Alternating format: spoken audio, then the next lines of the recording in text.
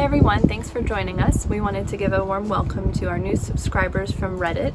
We love our Reddit community and have really enjoyed looking at all of the posts on DIY and gardening and all kinds of communities there. So had always hoped to share some content with you guys. So to show you that you didn't subscribe to some lame inactive channel, we wanted to post a small update video on a couple of projects that we're partway through.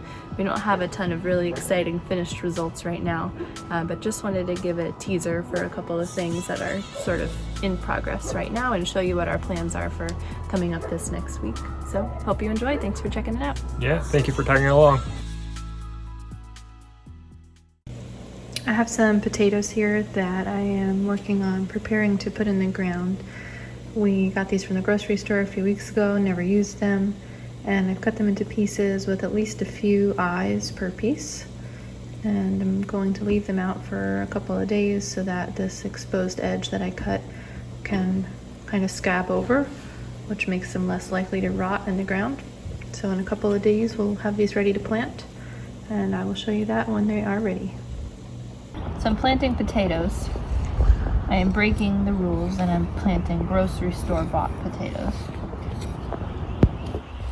And the reasons I'm not supposed to do this include potential disease, not really knowing what variety of potato I'm dealing with, and the fact that grocery store potatoes can be treated with what's called a growth inhibitor or a sprouting inhibitor. These don't look terribly inhibited. They have a ton of sprouting going on. So I'm just gonna go for it. We're gonna rotate these crops anyway every year. So if there's some disease issue, then we'll try to manage it, but I don't really think we're gonna have a problem. So I'm supposed to bury these guys 6 inches down. So my shovel is about 6 inches long total. So that should be good. And we're just gonna drop one in. I've let these dry out on the kitchen counter to kind of like scab over or skin over. And then we're supposed to do about 6 inches apart.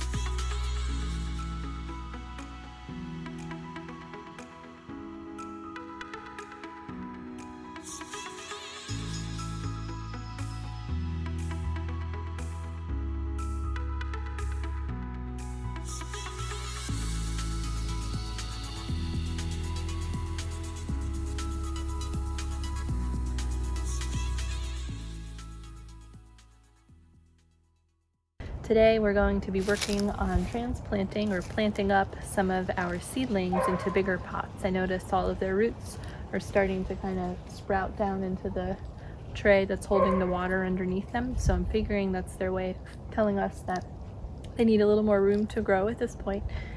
So we also have some new additions courtesy of our county's library system to add to the crew. So we'll show you those. And we're gonna get these guys moved up here. We're using some red solo cups we had lying around. We've cut some holes in the bottom of these red solo cups to allow for drainage of the soil. So you can see that many of these are starting to get their first set of true leaves. The squash obviously is easy to see, this guy here. But most of them are starting to have that. The butter crunch lettuce has a nice set of extra leaves. You can see here I mounded up some soil around these. This is the broccoli. We have been hardening these off outside on our porch, and after the first day of that, when I checked on these two had kind of toppled over a little bit, and when I do repot them, I'm going to be burying them essentially up to the leaf level, and all of this stem here should also form roots, and so that will allow it to be a stronger plant. It seems to be pretty standard practice to bury these guys right up to the leaf line, and all this legginess that we've developed by them living by the window should be resolved by burying them up to the level of the leaf. So let's get to planting.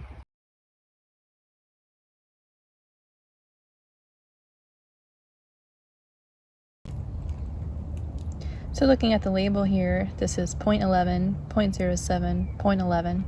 So just some gentle supply of nutrients, nothing crazy. We're not going to be fertilizing the plants about until they're putting out flowers and getting ready to make ultimately what's going to be edible. So we just wanted a little bit of nutritional support for them at this point as we get them ready to go outside.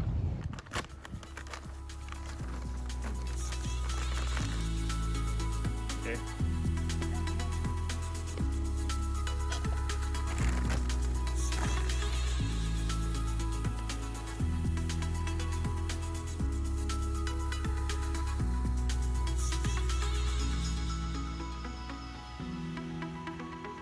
Merci beaucoup.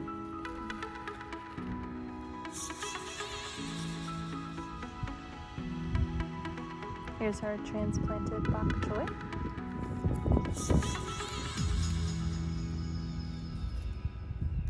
I think these were probably ready a few days ago.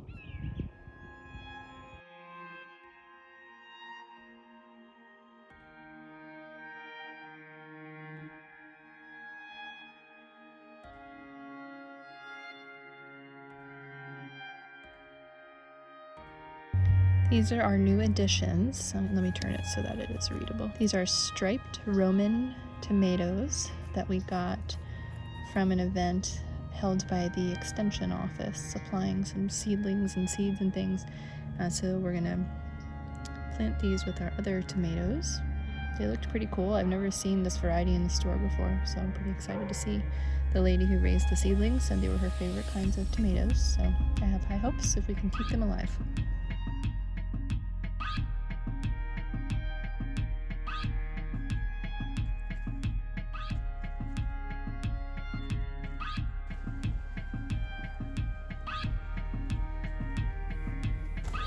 Here are the 3 rows that I'm going to be sowing our crops in today. The carrot's going to go in here, butter crunch lettuce in there, another row of carrots here. There is about a foot between the 2 rows of carrots, which was what was recommended. Super tiny little seeds. That's the carrots.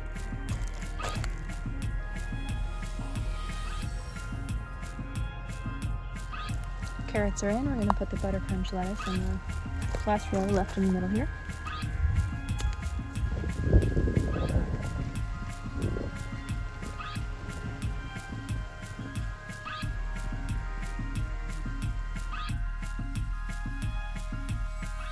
So what we've got going here, these 2 rows are a couple of different types of marigold. Marigolds are great for both mounting an offensive against bugs we don't like. Their roots kill some types of nematodes, which are bad for tomatoes and carrots and a variety of other vegetables. And they also attract good bugs. And excuse how attractive this area is. But here we have some giant zinnias. What I have in my hand is a soil testing kit. We got this from our local extension office. What we're gonna do, since we got this dirt from a place that we don't really know, is to take a little sample from each one of them, even though it should all be the same, and we're gonna send it to this office. They're gonna give us data on the soil so we can supplement it accordingly.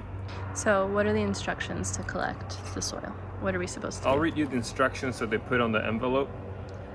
It says, samples should be collected from about 0 to 6 inches in depth. The soil sample should be representative of the area to be planted.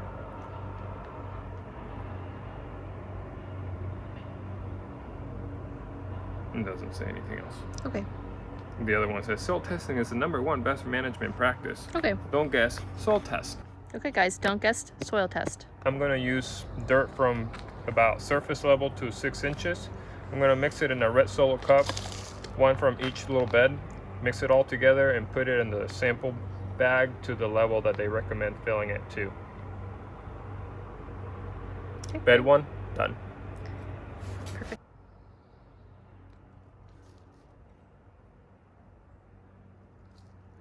Just like my old days. Got bartender. Wait, I missed all the flare. Hold on, do it again. You're gonna get a sweet tip. Shaken, not stirred. Hold the ice.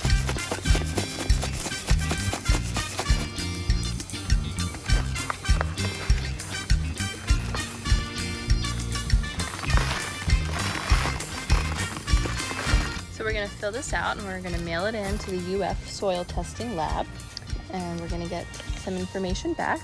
What's cool about this service is that they actually hook us up with a master gardener who also gets the same results on our soil. So if we have any questions, we can ask that professional about our results. As soon as we get our results back, we're going to share them with you guys and see how good this dirt that we got from the landscape supply company actually was. We have been finding pieces of glass in it, which makes me slightly suspicious about its origins. I wanted to quickly share all these parts and equipment I just finished ordering from Drip Depot so that we can set up our drip irrigation in the raised beds. The drip irrigation will be tied into our water line and managed by our Rain Machine sprinkler system. Rain Machine is able to make watering decisions based on prior and future weather, as well as information on the soil and plant type. We are really excited to get this irrigation up and running so that our transplants can safely be moved into the raised beds. I hope to be able to show you the install in the next week or so. So that's everything we have to share for right now. Thanks for checking out our video, and we're going to catch up with you guys next time as soon as we have something to show you with our irrigation and our soil testing results. If you enjoyed our video, please subscribe so you don't miss the next one.